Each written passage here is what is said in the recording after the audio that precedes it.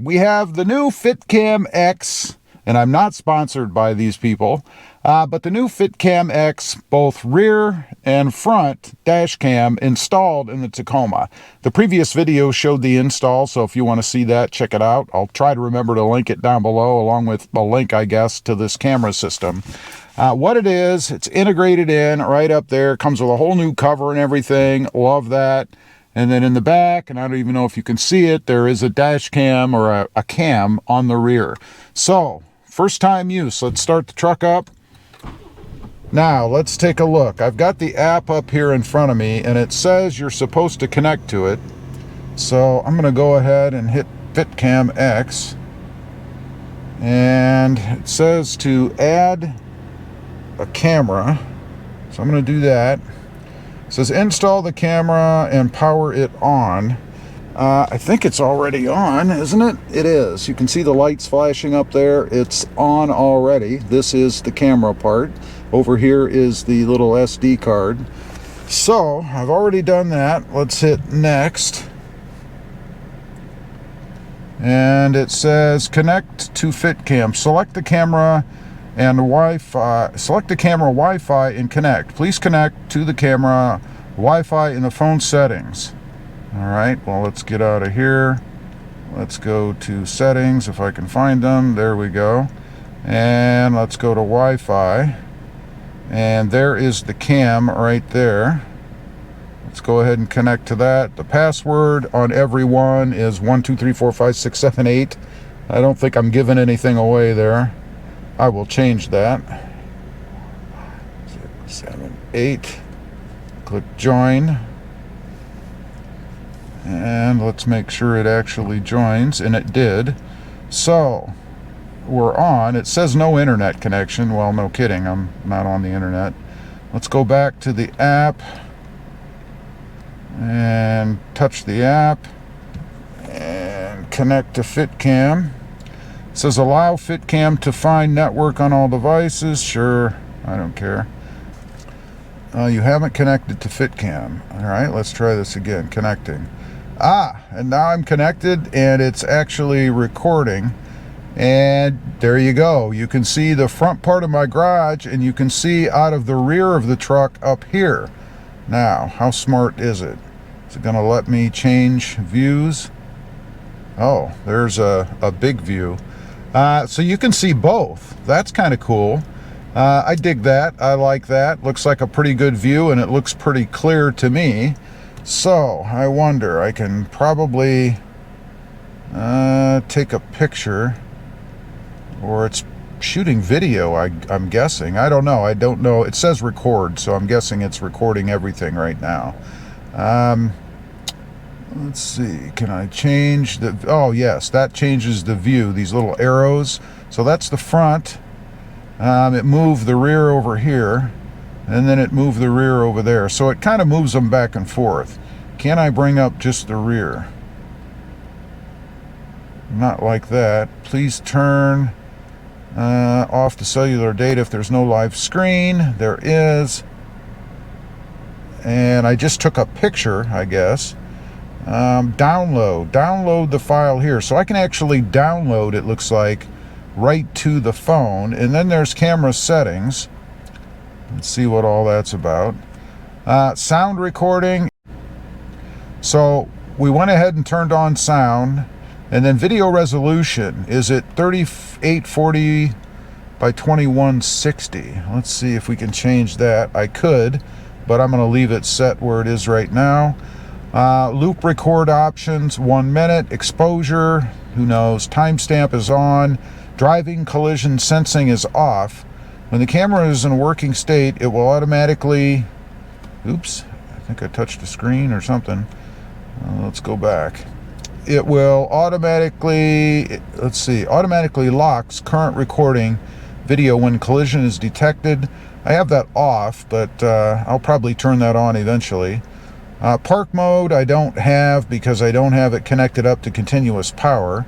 Wi-Fi name I'll change, the password I'll change, and then it's just format, firmware, blah, blah, blah, factory reset.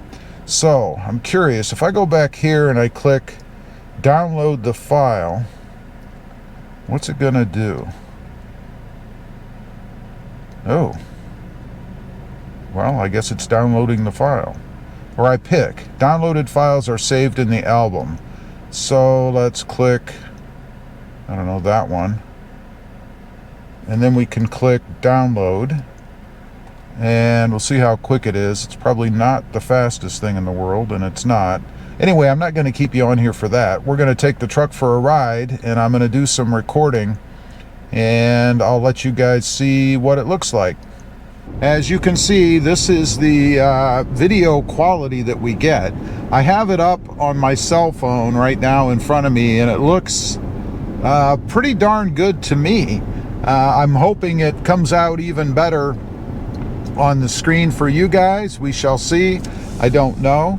And I'm also curious to see how it is downloading the footage from the card using a reader. So I'll take the card out of the camera and I'll plug it into my card reader and we'll see. As far as placement of the rear camera, I'm not sure if it's a good spot or not. I guess I'll know when I get into some traffic here in a couple minutes. I am going to go down through town so we can get maybe a good shot of that. We'll see. I think the way that it records is it records two separate videos, one for front and one for rear, so that you don't have the inlaid picture, if you will, blocking the picture of the front, I think. I'm not positive of that, so we'll find out. Hopefully in this drive I have no need for a rear view or front view dash cam, because that would mean something happened, and of course I don't want that. So anyway, I'm going to carry on. I'll put a few snippets of videos in here for you guys. I'll probably shrink them down a little just to let you see what the video is like, and then after I watch them myself, I'll give you my final thoughts, I guess, on as to rather whether I like this camera or not. So far, I'm digging the ease of use. You just connect it to your phone. It's pretty simple to use. Install was really easy, and if you don't go for the rear view option, install would be much quicker. It probably would take you I don't know, maybe 15-20 minutes, something like that maybe. And also, if you didn't have the OEM camera to remove like I did, that would make it even easier. But it's a nice clean install. You'd never know where the wires are run inside here. And by the way, it took me about 2 hours, maybe 2.5 hours to do this.